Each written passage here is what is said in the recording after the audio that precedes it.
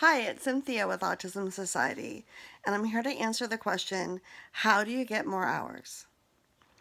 Well, first you need to ask for them, but you need to have supporting documentation that demonstrates that your child does need more hours. So for instance, let's say we're going to talk about speech, and currently you're getting 1 hour of speech a week, and you need 2 hours. You would need your speech path to put in writing a letter of medical necessity saying that your child needs 2 hours of speech, why, and what the treatment plan is. You would also want the quarterly report to demonstrate the need for additional speech hours. And you would want to submit all of that with a script from your primary care physician recommending an additional hour of speech. So just because we want extra hours doesn't mean that we can have them, but if our child needs them and we can demonstrate medical necessity, then we can get them. So let's go over it again. So you're going to want the provider who's providing the service. So your speech, your OT, if you're doing ABA, your BCBA. You're going to want that professional to write up a letter of medical necessity explaining the need for additional hours and why.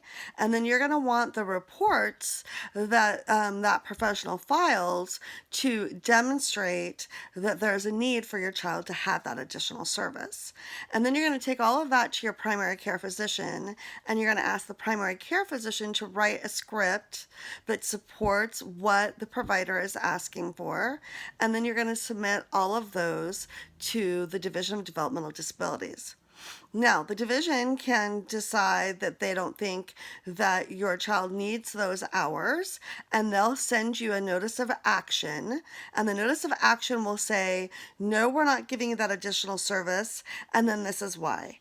So when you read those, read that document, you can send a letter back to DDD saying, I disagree. I believe my child needs those hours, and here's all the supporting documentation.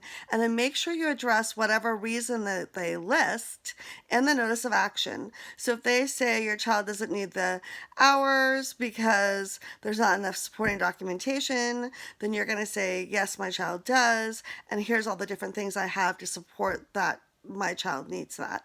So it's really important that you address anything that's in the notice of action.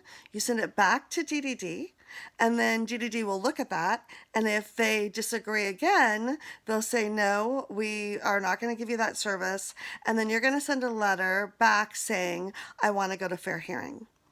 And then what will happen is a fair hearing will be scheduled, and you will attend that fair hearing, and you don't need a lawyer to attend, and you will provide the court with all the supporting documentation that shows that your child needs that additional service. So what's important to know is that you can get the hours that your child needs. Just because everybody gets 1 hour of speech doesn't mean that you can't get 2 hours or 4 hours, but you have to be able to demonstrate medical necessity. So I hope that helps.